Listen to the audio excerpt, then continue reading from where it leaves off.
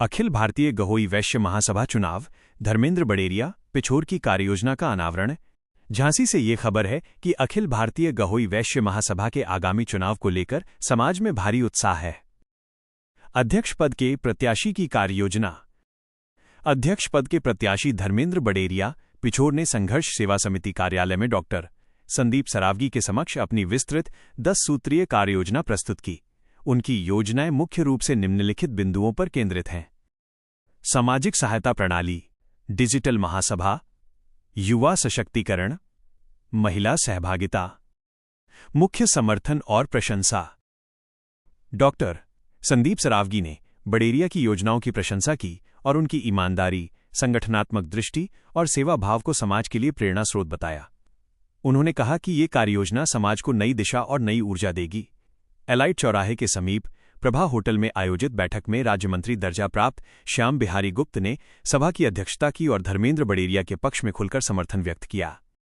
बैठक में उपस्थित प्रतिष्ठित सदस्य। विशेष बैठक में समाज के सैकड़ों सदस्य उपस्थित थे। उपस्थित प्रमुख व्यक्तियों में शामिल थे।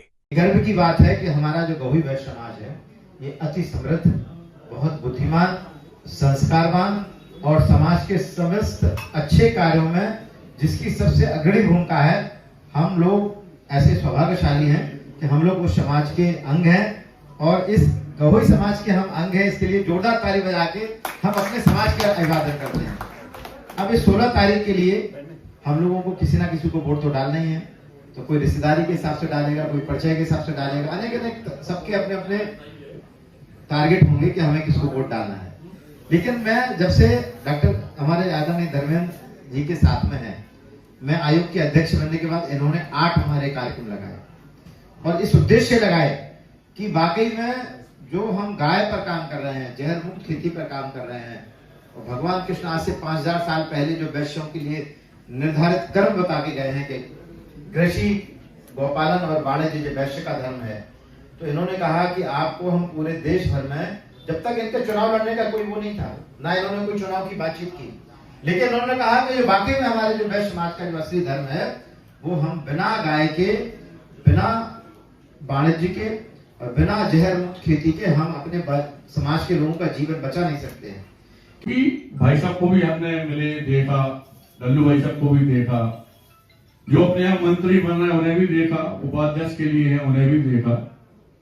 लेकिन हम एक चीज पे हमेशा से विचार करते आए हैं और शायद यही वजह है जिसकी वजह से थोड़े से हम लीड से लड़ के काम करते हैं। जैसे कि गहोई समाज झांसी को कहा जाए तो सबसे पहले जब हम लोगों ने अपनी पंचायत में पंच चुने थे तो सारे लोगों ने इंटरव्यू दिया था और ये कहा था कि इस बात का वचन दे रहे कि अगली बार गहोई वेस्ट पंचायत झांसी में जो अधिकार है महिलाओं को नहीं दिया गया वोट डालने का, वो अधिकार दिया जाएगा।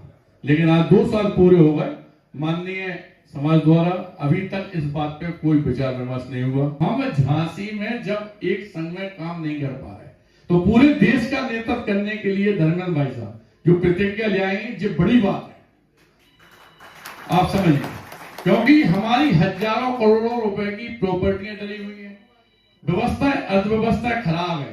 राजाशाही उसे ही करना चाहिए मेरी निगाह में जिसमें राजा जैसे गुण हो। और भाई साहब चूंकि ऊर्जावान व्यक्ति हैं, हमारी मुलाकात आज से नहीं, पिछले कई सालों से है।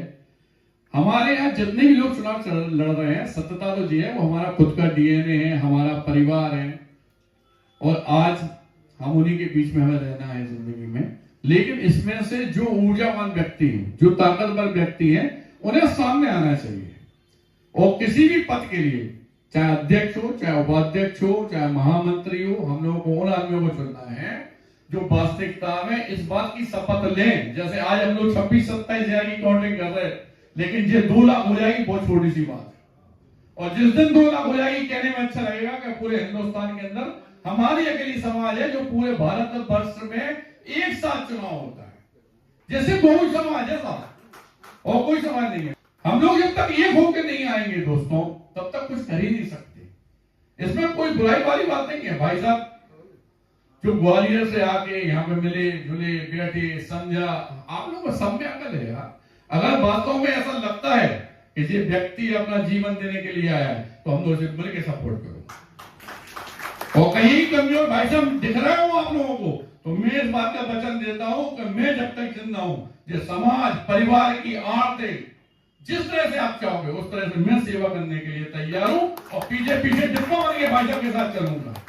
भाई साहब इंजीनियर का काम करेंगे, कोई दिक्कत, महासभा हो चाहे छोटी सभा हो, चाहे जैसी हम लोग की प्रॉपर्टी व्यवस्था इतनी ज्यादा है, जिंदगी कमाए कि हम न सिर्फ विश्वास के अलावा मेरी जिंदगी में अगर मेरे प्राण भी लग जाए समाज के लिए, मेरे परिवार के लिए, अगर कह दिए कि हम खड़े हैं, तो हम आपके सामने इस बात का वचन दे रहे हैं, पूरी घोई समाज सुन रही है कि अगर धर्मेंद्र भाई साहब कहीं कमजोर पड़ जाए तो हमें बता देंगे कि भाई साहब जो काम हो रहे वो नहीं हुई है। तो मैं विचार सकते हैं कि सब अपने हैं यार, लेकिन अपन को बोलने तक चाहिए राजा की कुर्सी में बैठाने के लिए, इसमें राजा से ही बात हो, लड़ सके, मर सके, कर सके, बात कर सके। कई लोगों में तो बात करने की ताकत ही नहीं है साहब। इसलिए आप सबसे निवेदन करना चाहते हैं कि वास्तव में हमारे धर्मेंद्र भाई साहब से जो बात उन्होंने कही है, आप लोगों ने सुनी है, अगर अपन लोग संतुष्ट हैं तो अपने जब समाज का चुनाव होता है तो उसमें ये बिल्कुल नहीं देखना कि ये हमारे चाचा हैं, ये हमारे पापा हैं, ये हमारे फूफा हैं, ये लगत, ये दामाद लगत, इन सबसे पूर्ति नहीं कर पाओ पूरे समाज की, अपने परिवार को तो भलो कर लो, लेकिन भाई परिवार पे जब कष्ट आता तो समाज फिर आपको दिखाई नहीं देते। समाज का नेता वो उस आदमी के हाथ में होना चाहिए जिसमें ताकत हो आगे बढ़ने की, मेरी सोच के हिसाब से। अगर मेरे झांसी में भी पंचायत में कोई बात गलत लगती है तो मैं जितना विद्रोह करता हूं उसमें साथ देने वाला सिर्फ और सिर्फ झांसी के अंदर ओम प्रकाश बिस्वाल है।